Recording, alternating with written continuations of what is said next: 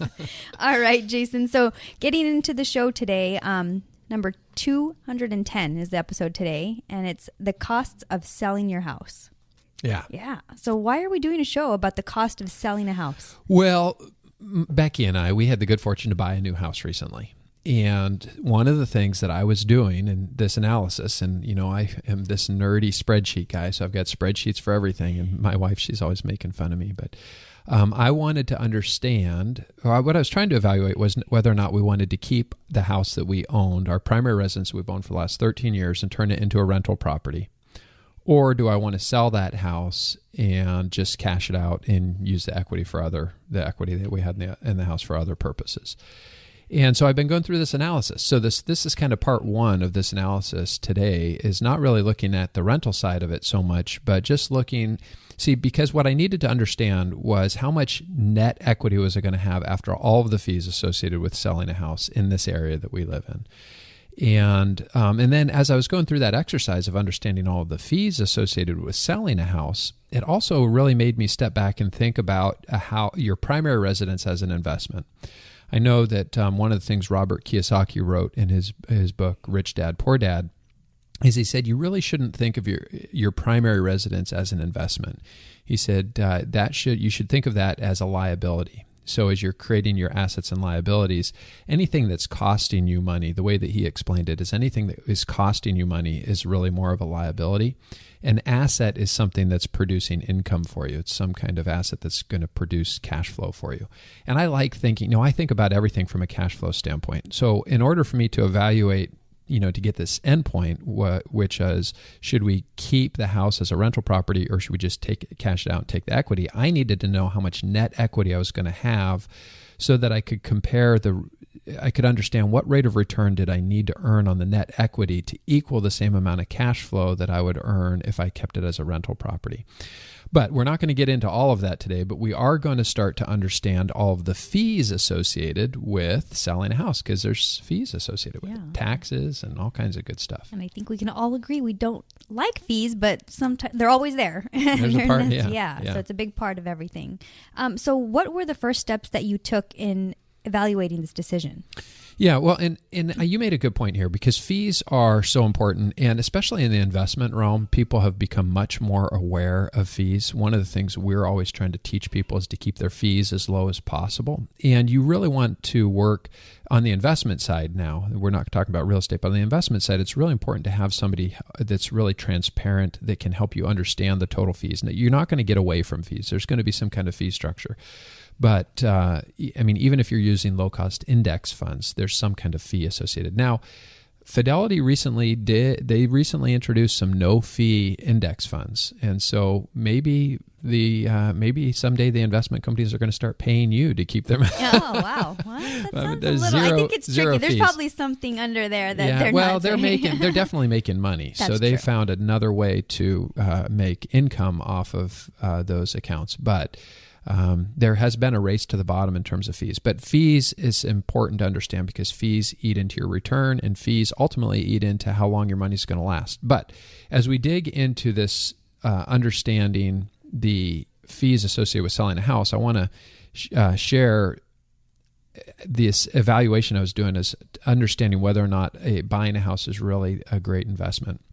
And my experience with housing has been different than a lot of people, because we bought our house in 2006, right before the financial crisis. Some people would say we bought our house at the top of the market. And so as I looked at the rate of return, I took the amount that we paid for the house, and now I'm looking at the price that we could sell it for.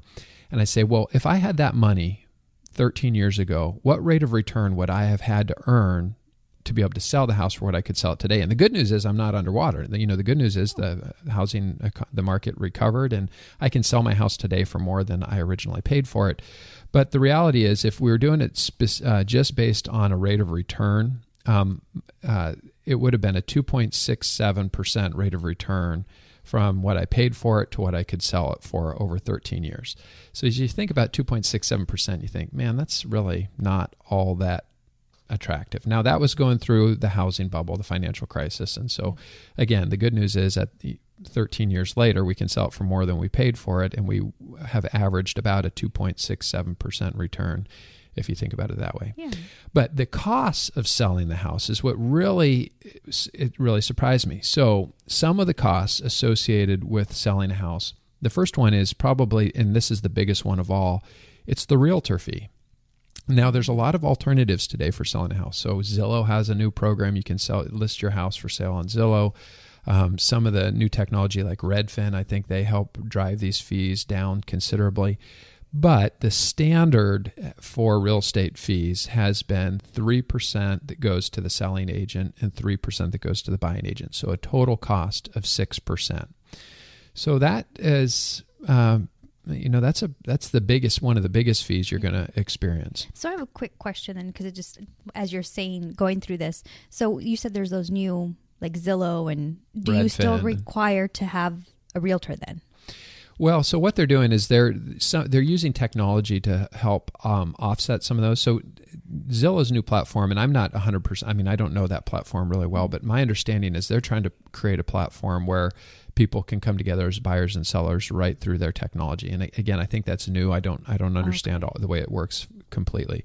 I know that some of the services like Redfin out there, they charge a lower fee for listing a house, but then there's still some kind of, you decide how much you want to sell. You want the buyer's agent to receive from a commission. I think is the way that the technology works. Again, I'm not an expert in those technologies. I'm just curious if because going through this, I bet you dealt with a lot of different things. Well, and we looked at a lot of these different options. I mean, we looked at there's a company out there that lets you list your house on the MLS for just a flat fee, and so there are a lot of alternatives out there when you really start to dig into it. But the standard is, if you're going to work with a typical realtor, generally what they're going to tell you is 3% to the seller, 3% to the buyer. So that's a big expense. The next one is the state of Washington charges a state excise tax. Now, some people think, well, isn't there a provision there that says I don't have to pay capital gains on the money earned? And there is. So you don't, if you have, for a married couple, it's about $500,000 of gains that you don't have to recognize as long-term capital gains. But the state of Washington has an excise tax, and that excise tax is 1.28%.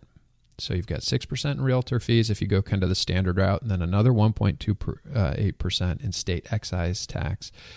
Then there's a county tax. So the county says, well, we want a little bit of slice of this action too, and so they charge an additional 0.5% tax for selling the house. So those are kind of your standard fees. Then there's some additional costs associated with selling a house that, and a lot of these are negotiable, but it's not uncommon when a buyer makes an offer that they may ask for some of the closing costs. Now, some of this depends on the type of real estate environment you're in. And of course, you don't have to accept it, but those closing costs usually can range anywhere from 1% to 3% is what a buyer might ask for. Certain types of loans require the seller to pay an additional fees. So depending on what type of loan the buyer is taking out can cause the seller to have an additional fee. That doesn't seem fair. But this whole thing is stacked against sellers, actually. Right? This whole thing is stacked against sellers because I don't really understand why the seller has to pay the buyer's fee. Yeah, why wouldn't the buyer have to pay their own fee associated with it? But yes. Again, this is just how most of these contracts, all of this stuff is negotiable, but this is just my experience when looking at selling my house, what was kind of standard. The seller pays this buyer and seller fee in these contracts. Now, so you start to dig into this, Emilia, and the bottom line is it ends up being what I found is about 9.5% is the total cost associated with selling a house, to 9.5% of the value of the house. So we'll just call it 10% to make the numbers easy. And so if you're selling a house for $450,000, you've got $45,000 of costs associated with it. But that $45,000 is a little bit misleading, and because if you're thinking of it just in terms of the cost of selling the house based on the asset price, it's about 10%. But what I looked at is how much of the equity is it going to cost me? So not because I don't own the house free and clear, I still have a mortgage against it. So after the mortgage gets paid off, what's the cost to my equity?